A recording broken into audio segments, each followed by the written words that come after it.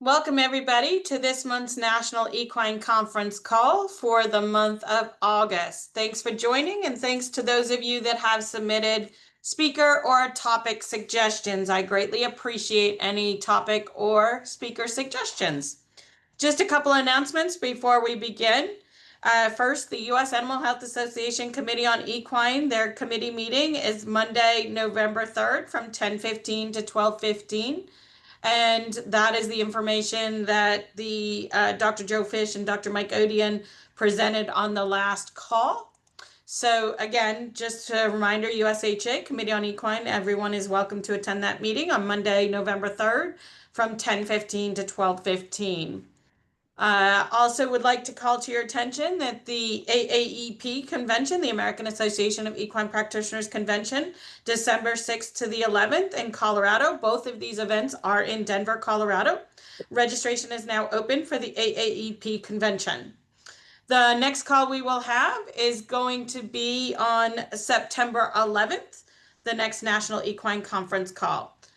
I will call your attention now that we will have no call in December. Just for planning purposes, wanted to let you know we will have no call in December due to the AAEP convention dates. So November's call will be our last call for this year.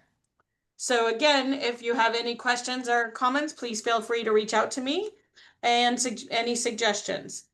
As always, this call will be recorded or is being recorded, and the information and call recording will be posted to the Equine Disease Communication Center within a week of this call. With that, I am actually going to stop sharing at this time our agenda so we can actually go into our first presentation. Our first presentation is going to be by Dr. Karen Lopez, the state veterinarian of Delaware, as well as her deputy, and I am not going to try to announce her name, and I apologize in advance. So I will turn it over to Karen and folks to talk about Karen, you're in presenter mode again. There you go. Fomentin and corn-based feeds, the Delaware incident. Thank you, Karen. Can you hear me?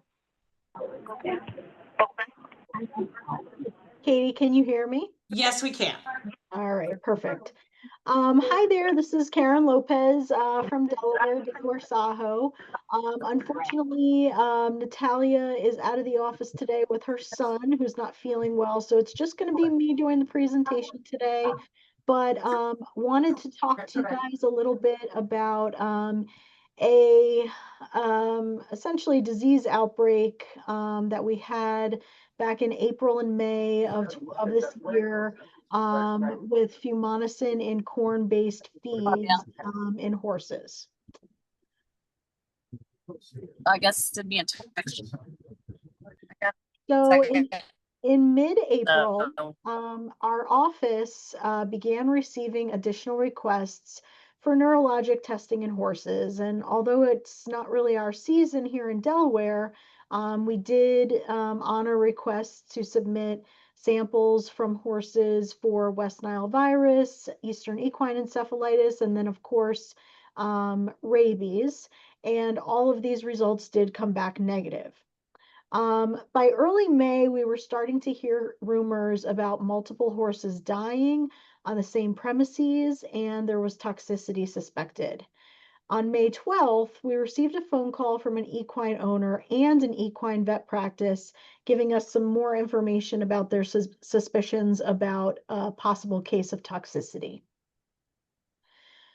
So when the equine owner called us, he said that he had 2 horses that died within 3 days of each other in early May.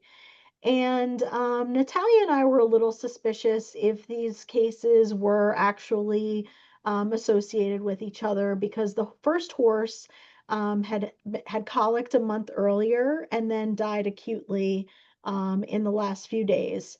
And horse number 2 had been recumbent and was found tangled in weeds, sweating, with difficulty breathing, was able to rise but was ataxic and died the next day.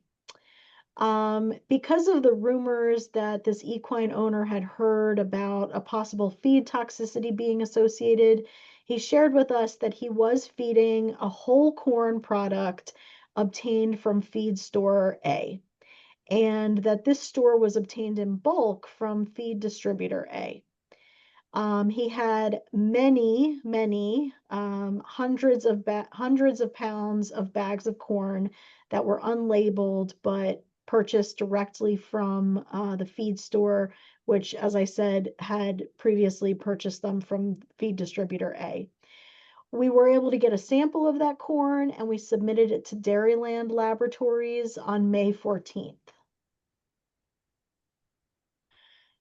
The equine vet practice that we spoke to advised us that they had multiple cases of neurologic illness and deaths in horses, and they also believed that this was linked to feed distributor A. At this point, we have a disease reporting form here in Delaware, and we emailed this form out to the equine veterinarians for them to complete it. A lesson learned for us is that once we received not a single disease survey back from the equine veterinarians, we realized that it was really better to talk to them directly. We ended up having a phone conference with them. And that they, being that they're out on the road all the time, they really don't have time to, or the availability to sit in front of a computer and fill out this disease survey form, which I will admit was originally designed for our small animal vets. So like I said, we did direct outreach to our equine vets by phone because of the poor response that we got.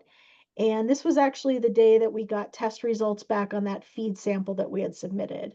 So at the end of May, we spoke to them on the phone, and cumulatively, it seemed that there had been approximately 21 cases of neurologic disease seen by 6 vets in the state of Delaware.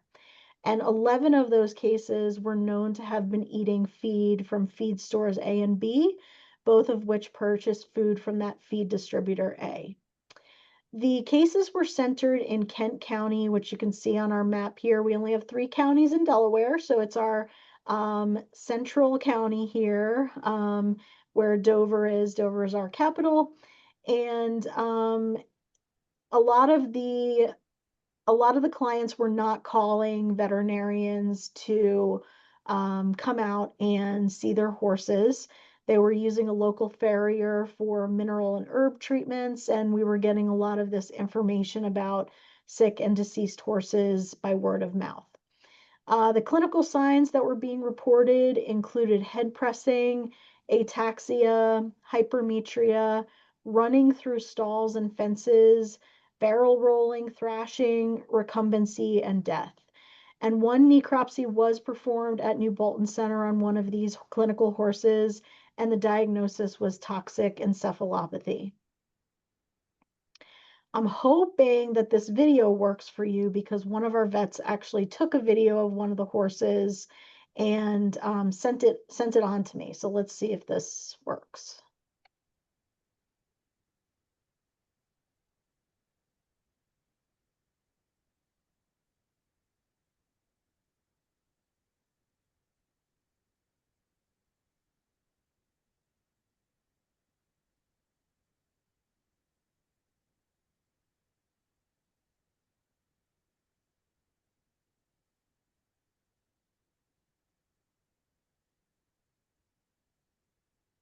So that was an Amish pony, one of the first cases that we had that was euthanized and was fed food that originally came from feed distributor A. So we got our samples back here from Dairyland Labs, and as you can see, fumonisin B1, 2, 3, and the total fumonisins are all way above the safe range for horses, which I'll go over in just a second. So we had an enormous amount of toxin in these feed samples, and this again was whole corn. And I'll also mention that the one veterinarian that had seen most of the cases or works mostly with our Amish community had submitted some feed samples as well. These were not whole corn. These were pelleted feeds or sweet feeds. But they also had very high fumonisin levels, not as high as the straight corn, but we're looking at something here about total fumonisins of about 30, and again, about 30 for this second sample that she submitted. So for those of you that might need a little refresher, I know that I did. Fumonisin is a mycotoxin found on corn and other grains. It's produced by Fusarium species of molds, and it especially grows well or is produced particularly during dry periods followed by rainfall, just before and during harvest. And in storage, insect damage and high moisture content of about 18 to 23% will potentiate the formation of the toxin as well. Um, as we saw in our cases, and then also what the lab saw, the clinical signs matched very closely. And corn meant for equine consumption should not have more than 5 parts per million of fumonisin in it. And then that final feed content should not exceed more than 1 part per million. So really, like I'm saying here, is that a whole corn product, like that one that we first saw with about 100 parts per million of fumonisin in it, should not have exceeded 5. And then the pelleted feeds and the sweet feeds should not have exceeded 1, and they were at about 30. So we did a feed investigation. Our Department of Agriculture, I can't take total credit for this. Our food products inspection and plant industries sections helped quite a bit with this. But this feed distributor A had purchased corn from Farm A in April of 2025. He had subsequently sold that to 3 different feed stores as well as direct to consumers. This distributor was aware of the concerns in the community, and he had been communicating with veterinarians, third-party sellers, and the broader community, and removed the product from commerce on May, sorry, I'm a little blocked here, whatever day that says in May, was the day that he removed the product from commerce. Now, there was no official recall performed, or we don't have jurisdiction of whole grains at the Department of Agriculture, which I know is a little strange. We only have jurisdiction over like mixed formulated feeds. Our ag compliance section has that. Subsequently conducted a site visit, collected samples from the distributor of returned product and a newly blended product. So the returned product, which again was a mixed feed, had fumonisin levels ranging from 20 to 57 parts per million, pretty similar to what we had seen that the veterinarian had submitted. But the new product that they had formulated had a total fumonisin level of 1.45. So this was on par with what it should be for safe consumption by horses. They had initiated some control measures at the distribution center, including using pressurized air to remove particles and dust from the corn, using a mycotoxin binder and a mold growth inhibitor, and then also doing routine sampling of corn mycotoxin levels. As a side note here, there was widespread mislabeling of the product, both the whole corn and other products that were being distributed through the third-party sellers, and even into one other state, which our department followed up with. So we made some recommendations to them that yes, they do all those things that they were already doing, that they had already initiated. but also with that routine testing program to hold the product pending results. Use some sort of a lot number or other organizational system for recalls and questions, to have a written recall response plan. And the distributor was very compliant and very agreeable in working with us. So no violations were issued, but we warned them that they may occur with further mislabeling or misbranding or feed adulteration. And that is covered under our Delaware code and then some FDA regulations as well. We plan on performing some follow-up assessments to determine that they are in compliance. And like I said, the distributor was very cooperative with us. So that is everything that I have here. I have my email address here and my deputy Natalia's email address here if you do have any questions. But if we have a few minutes, I'm happy to take questions now as well. Thanks, Dr. Lopez. We do have one question so far that I've received. Did the corn look moldy or otherwise damaged? No, it didn't. Okay, is there any other questions? You can put them into the chat, or you can raise your hand or just talk out loud.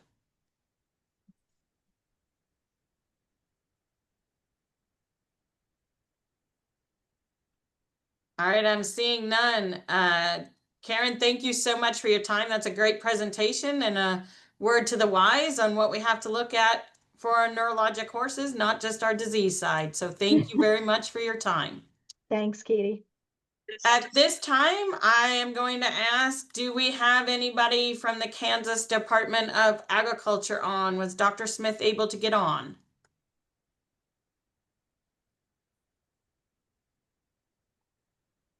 Okay. Hearing none from Dr. Smith, he probably got called away. We're going to pass over the EIA update from Kansas at this time. And if he's able to join us, we will make sure he can give that update. Otherwise, we'll try to put him on the next call. At this time, then, we're going to move on to the USDA screwworm update. And for that, we're going to have a dual presentation by two presenters. And the two presenters, hold on one second. I just let somebody in. All right, moving on to USDA. At this time, we have Dr. Julie Gautier, who is the Acting Associate Deputy Administrator for USDA, and Dr. Anna Bagwell, who is the New World Screwworm Executive Program Manager for Emergency and Regulation Compliance Services. So I am going to turn it over to, is it Dr. Bagwell first? I think I'm going to take the reins first. All right, there you go. So thank you everyone for the opportunity to present on New World Screwworm. I'm sure that many of us on the call have been following the latest updates, but hopefully we can provide some clarity. And with that, we'll get started. A little bit of an outline, things that we'll touch on. We'll walk through a little bit of history to include an overview of the parasite itself.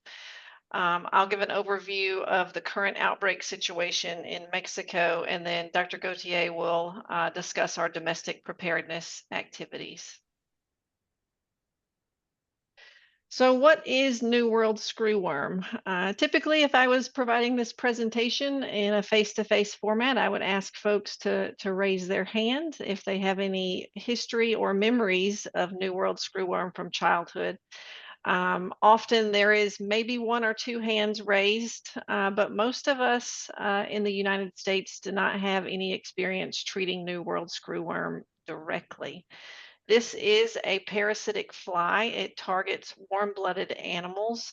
And one of the unique factors or attributes with this pest is that the larvae will feed on living tissue. That includes all warm-blooded animals. So typically livestock come to mind, cattle, horses, sheep, goats, but also think more broadly canines, wildlife, and of course, humans. Beyond the animal health concerns, the economic impact of New World screwworm is also a concern. An economic analysis of the 1976 outbreak in Texas, we saw 1.4 million cattle and about 330,000 sheep and goats infested with New World screwworm during that outbreak. If we adjust for inflation based on 2024 dollars, looking at the statistics from that outbreak, an outbreak equating to the scale of the 76 outbreak would cost Texas producers $730 million per year, and the Texas economy a loss of 1.8 billion with a B dollars.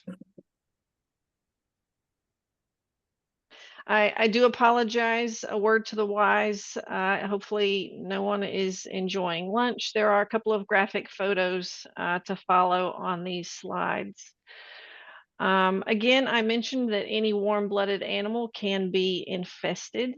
This is not a zoonotic disease, meaning it's not transmitted directly from humans to animals, or animals to humans, I should say.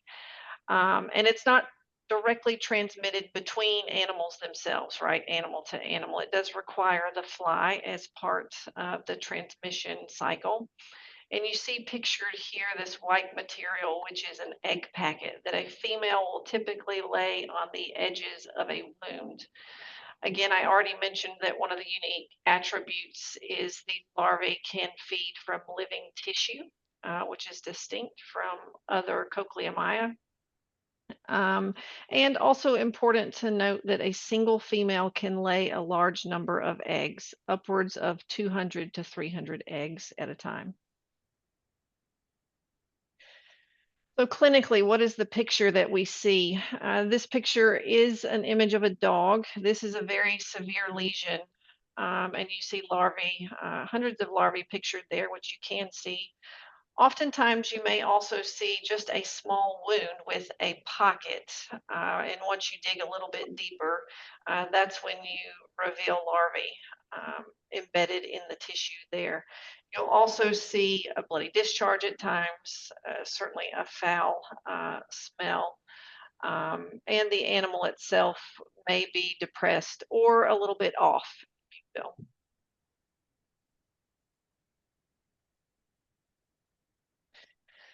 So not to walk through a complete history of screwworm eradication, but just to kind of orient us all to where we are and how we got to where we are currently. New World screwworm isn't a new threat, right? Prior to eradication in the United States, we saw significant losses in cattle, deer populations, even human infections at that time. In the 1930s, there were two significant breakthroughs that really made eradication possible. The first of which researchers identified that New World screwworm was a separate parasite. It wasn't the same fly or parasite as Cochleomia macellaria.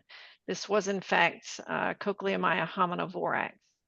But more importantly, they discovered that this pest could be mass reared on artificial diets. And this discovery opened the door to sterile insect technique, which we'll talk about a little bit later in the presentation. But this was a groundbreaking method to control and ultimately eradicate screwworm.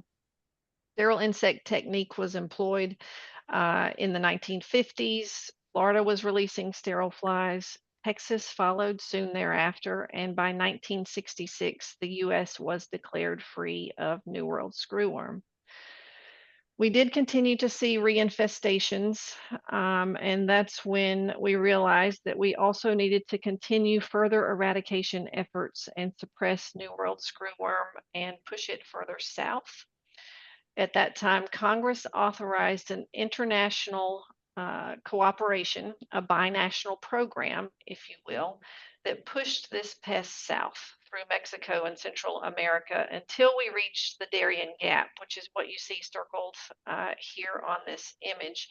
This is a key geographic barrier, right? The most narrow point at the Panama-Colombia border. And this barrier, the Darien Gap, was successfully maintained by COPEG through sterile insect technique for approximately 30 years until 2022, when APHIS identified New World screwworm cases at outbreak levels in Panama. And then the rest, we're all aware, New World screwworm cases expanded through Central America, and now, as we know, is currently in southern Mexico. So what is the operational picture in Mexico? A little bit of orientation to this map. At the top of your screen would be the US-Mexico border. In the right-hand lower corner of your screen would be Central America. And then that central most narrow point of landmass that you see, that's the Darien Gap. The gray cases or gray dot that you see is important. Those cases are inactive. So it was a case that was actively infected with screwworm. Seneca or Mexico has gone back out, reevaluated this animal, and it is no longer infected.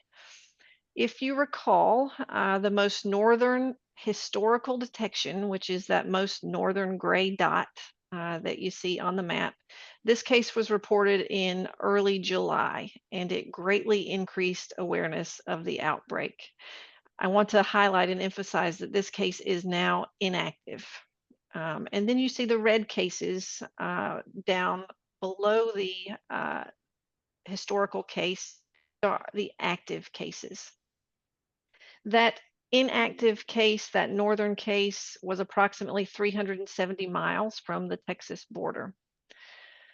Otherwise, recent cases have all been confined to areas in the southern part of the country in Mexico, where we've been conducting sterile insect dispersal operations. Mexico does continue to report new cases each week. That's not unexpected, right? Mexico is out in full force. They're actively doing surveillance and looking for the pest. I also want to point out that we have seen a decrease in the number of new cases that Mexico has reported over the last couple of weeks. If you look at the case distribution by state, the greatest concentration of cases in Mexico are in the states of Chiapas, Tabasco, and Oaxaca. More than 80% of the cases that we have seen are in cattle. And if you look at the distribution of those cases, it's primarily younger cattle that are infected and due to umbilical lesions. Equine cases specifically represent approximately 5% of overall total case numbers, not necessarily current active cases, but total cases reported to date. And to put that into perspective, of the current active cases that we have right now, only 24 of those are in an equine species. Effective eradication requires a three-pronged approach. I already mentioned sterile insect technique, but that technique alone cannot eradicate New World screwworm. We have to have all three components for eradication to be effective. So starting with field surveillance, right? We have to know where the pest is so we can adapt our strategies and be ready. When we had that northern detection in Veracruz in Mexico, right, it certainly alerted everyone on a national scale. We sprung into action. We gave Mexico additional resources to boost their trapping and surveillance in the area and worked on a comprehensive plan with them. We've also leveraged 9,000 existing fruit fly traps along the Mexico-Texas border, and we have New World screwworm specific traps along that area as well. Movement controls, it's another tool in our fight against screwworms. Screwworms are not long distance flyers. They don't travel far by themselves. However, human and animal assisted movement can be a driver to spread this pest. We've worked closely with Mexico and other countries throughout Central America to help implement appropriate movement controls. But we do know that there's still work to be done in this area, and we're continuing to leverage resources across the government to impress upon everyone the need to limit illegal animal movement. And then, of course, sterile insect technique, which is really one of the cornerstones. Under this current approach, we use radiation to sterilize screwworms. If you recall, I mentioned that female screwworms can lay upwards of 200 to 300 eggs. They typically also only mate just once. So if they mate with a sterile male, there aren't going to be any vital eggs or offspring. If you disperse enough sterile males over a population for enough generations over time, you can eradicate the wild flies in that area. Currently, the only New World screwworm sterilization facility in North America is in Pecora, Panama. This facility is managed and funded jointly by USDA and Panama's Ministry of Agricultural Development through COPEG, and you see that acronym listed there.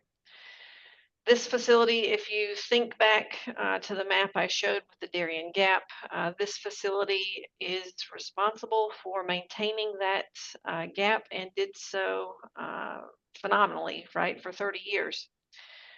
They were producing approximately 20 million sterile insects per week to maintain that Darien Gap for those 30 years.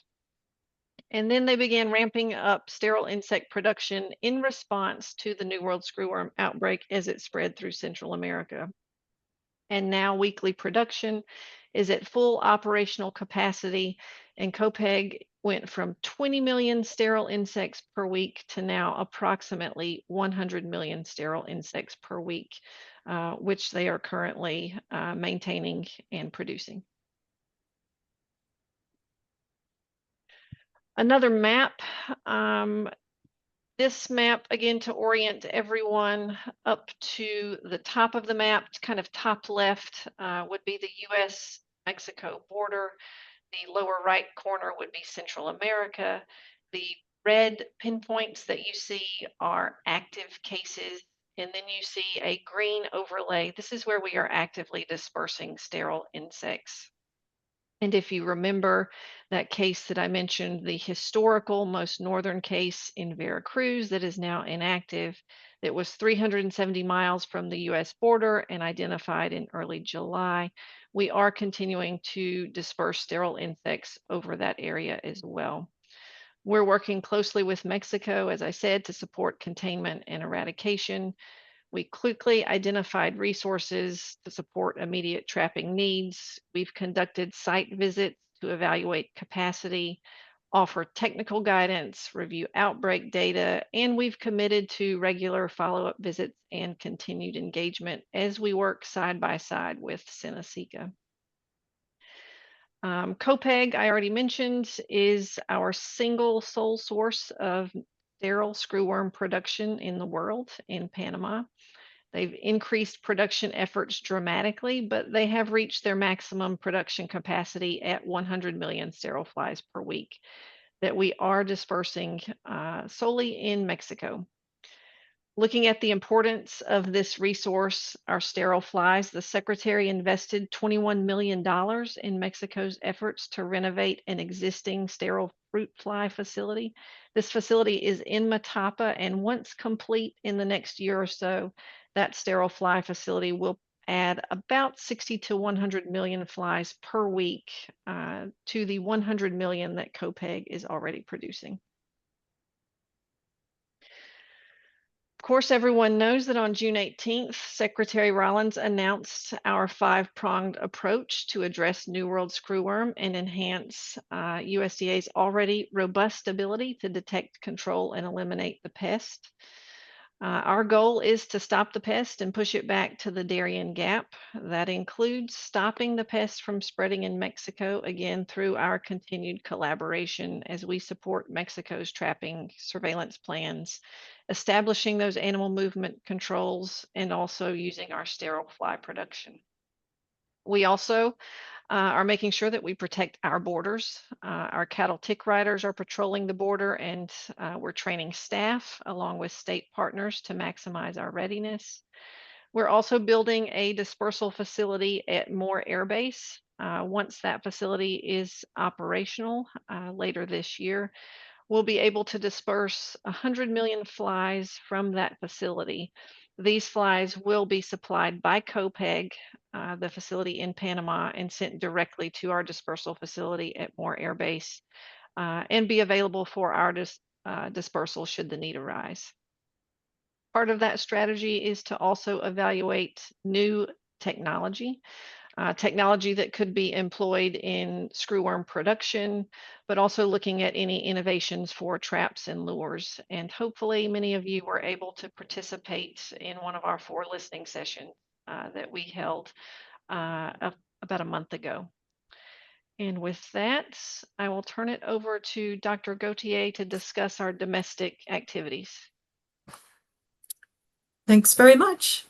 I'm going to go through our the 3 major parts of our domestic response right now. They are surveillance, so active fly surveillance, and then also our foreign animal disease investigations, any reports that we get of fly strike. We send an investigator out to collect those samples and submit them, and they're examined very promptly. The second part of it is to develop our response plans. We do have an overall approach to New World screwworm, and we are continuing to flesh out what we call the Green Book for New World screwworm, to include more detailed procedures in our playbook. So hopefully we'll have a set of procedures, SOPs, similar to what we use for high-path avian influenza, and those will be posted to our website for everyone to be able to examine and get ready to use. The third part is our outreach. We have a number of outreach activities to make sure that people are aware of the threat, understand who to call, and when to call. So if you could move the slide, I'll dive into those activities in a little more detail. So currently the import status for live animals from Mexico is curtailed until we work with Mexico and determine the extent of the outbreak in Mexico and their ability to control and then hopefully eradicate the pest. Effective July 9th, the border was closed to live cattle, horse, and bison imports through our southern border ports. And this was due to that continued and rapid spread of New World screwworm up through Mexico.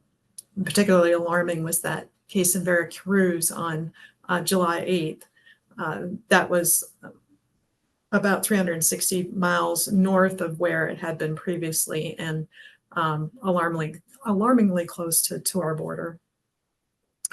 For dogs, we do have restrictions on imports of dogs from Mexico. They are eligible to come in with a health certificate, and they need to be inspected within 5 days of being shipped.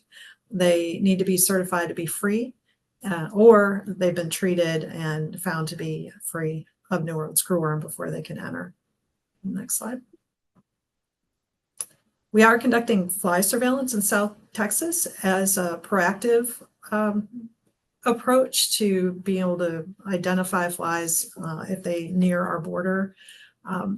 First, we used existing plant protection and quarantine fruit fly trap routes for quite a few years. PPQ has been trapping fruit flies and engaged in an eradication program on the border in Texas, and they have many hundreds of traps along that border that we're using opportunistically in order to pick up blowflies that might be in that area.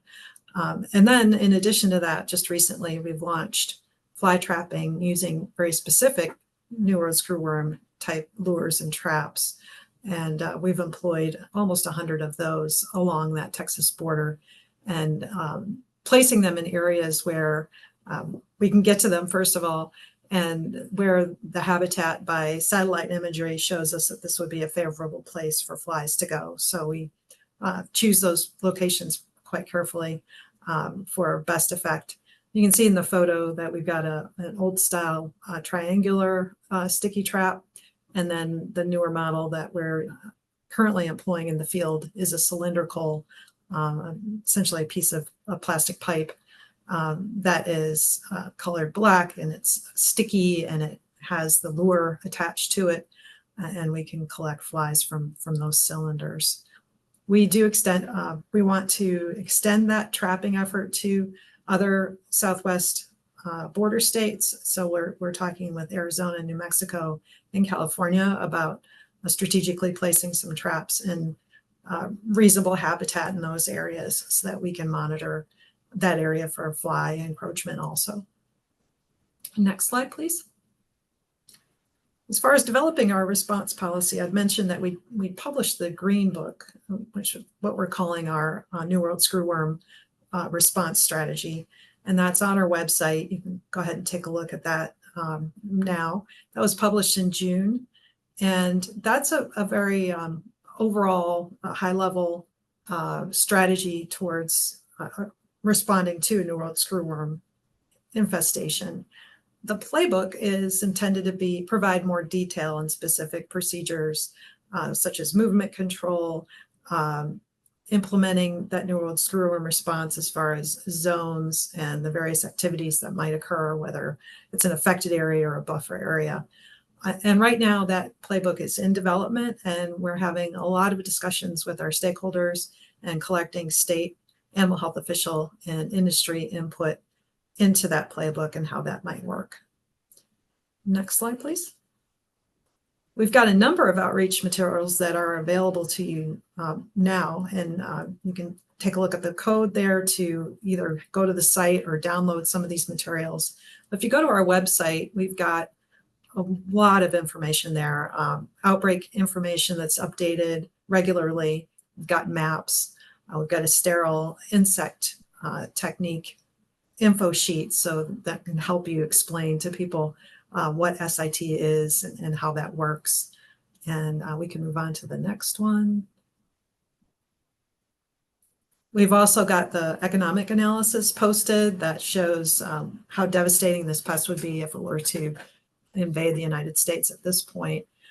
And then we also have some helpful information on pesticides that could be used to control screwworm. Also, FDA, we can point to FDA resources that talk about treatments that could be used for screwworm, as well as CDC links to talk about public health aspects and the potential for human infection.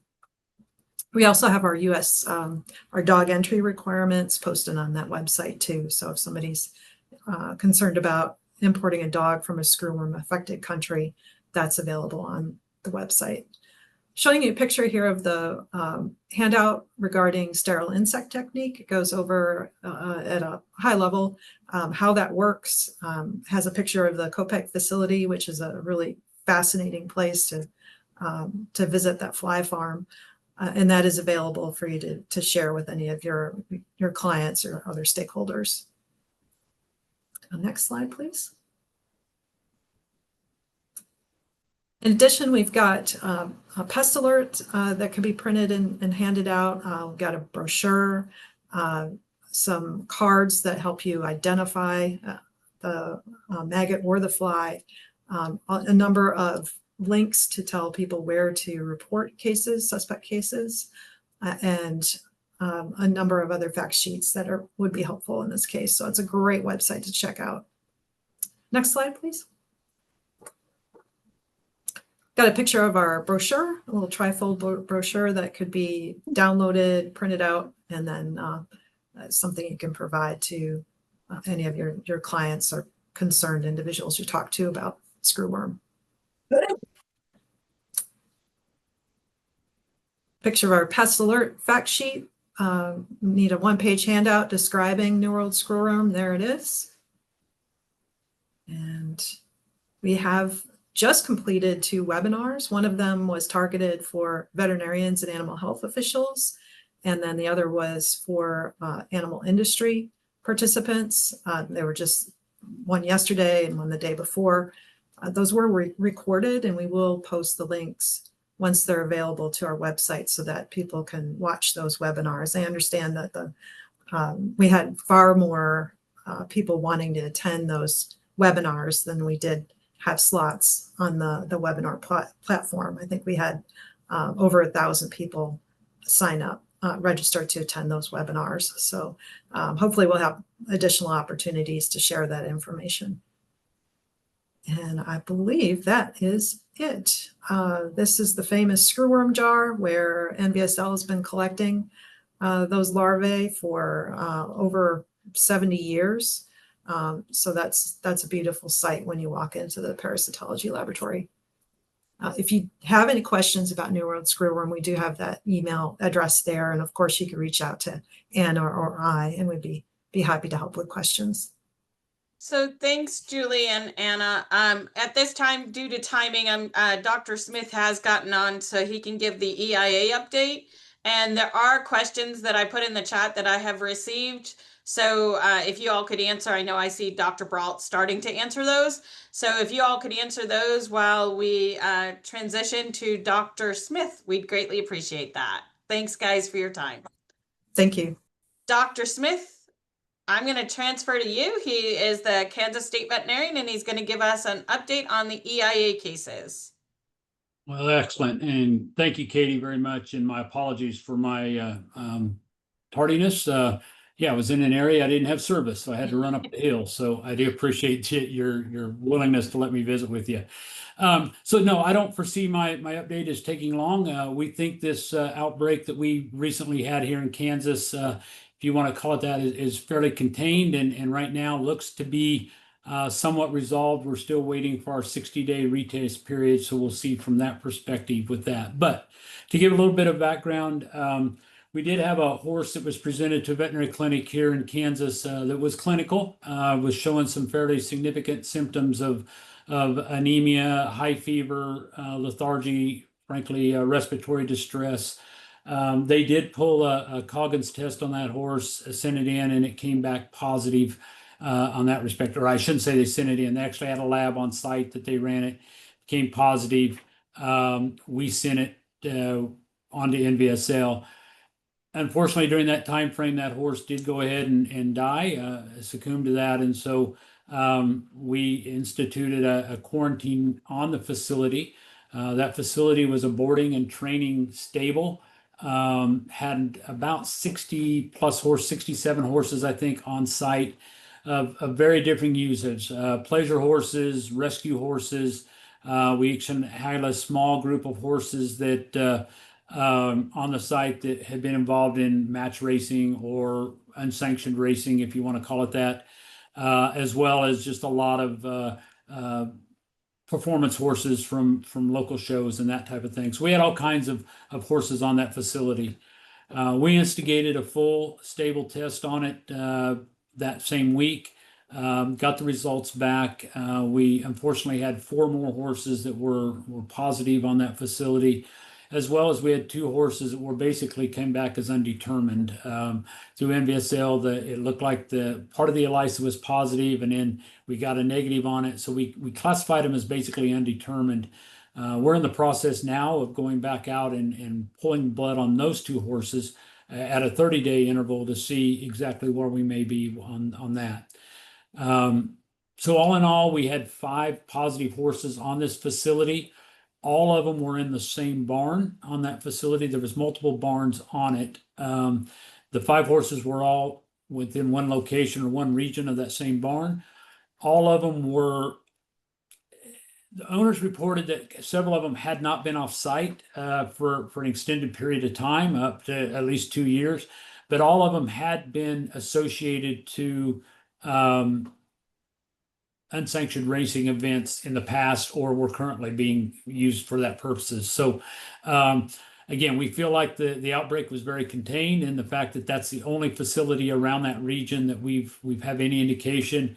We did do some nearby minimal testing. There's not a lot of horses around this facility, so we did go out a quarter mile and did find all those horses and tested those. They've all come back negative. And right now, there's no indications that we've got clinical horses on site again, but we are still waiting for that 30-day or 60-day time frame to go back out and do our confirmatory release testing. So at this time, the horses are all under quarantine at the facility. And yeah, we don't have any indications that we've got additional issues going on in the region or anywhere else in the state. So really fast and rapid, Katie. I hope I didn't gloss over anything. It does cause us some concerns in effect, or cause some concerns in the community. It is an area that is outside of one of our larger suburban areas here in the state of Kansas. So obviously we had to have the worried well folks, and we had a lot of concern in that respect. But all in all, once we were able to push out the information, exactly what we had and what we were dealing with, that calmed down pretty fast. So happy to answer questions if I glossed over anything or if I forgot to mention anything that you guys would be interested in. Dr. Smith, do you have any quarter horse racing sanctioned tracks in your state? We do not.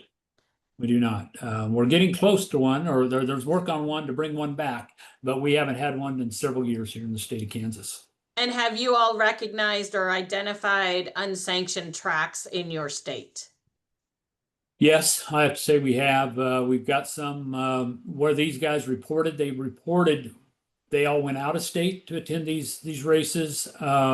So I don't have any tracks here in Kansas that they reported going to, but we do know that we have some folks that do race or train or whatever. But we do have some identified tracks.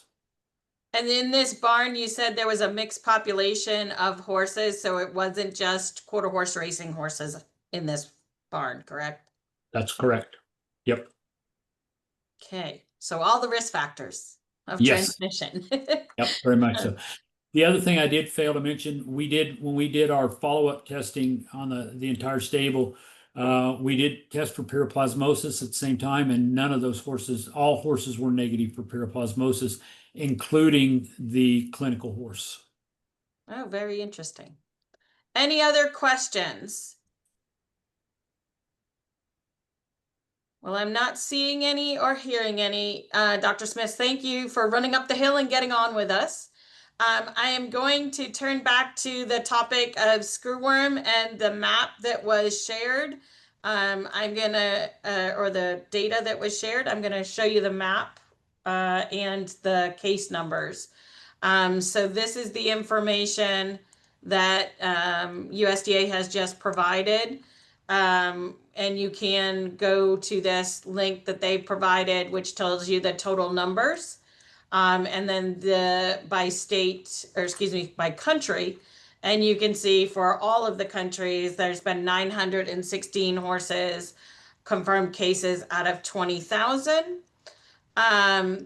The historical most northern detection is now inactive. It was 370 miles from the border. Active cases are well within our aerial distribution area and south of this historical case. So if I could ask the one more question to USDA here that is not answered, as there is a historical protocol for horses entering the United States from screwworm affected countries, why is the Mexican border still closed for horses? Is there anyone from USDA that can assist with that question?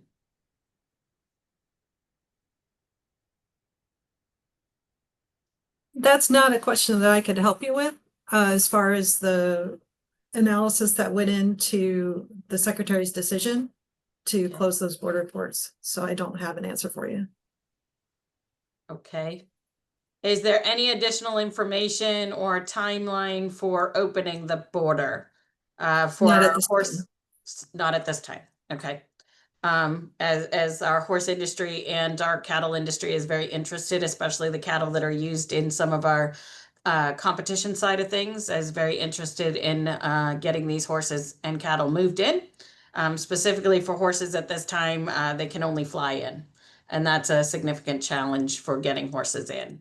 So is there any other questions for USDA that I may have missed? And I don't see it in the chat.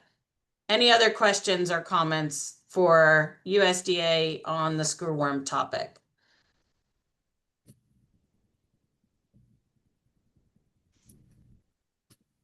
Okay, I appreciate you sharing this this data set and the information.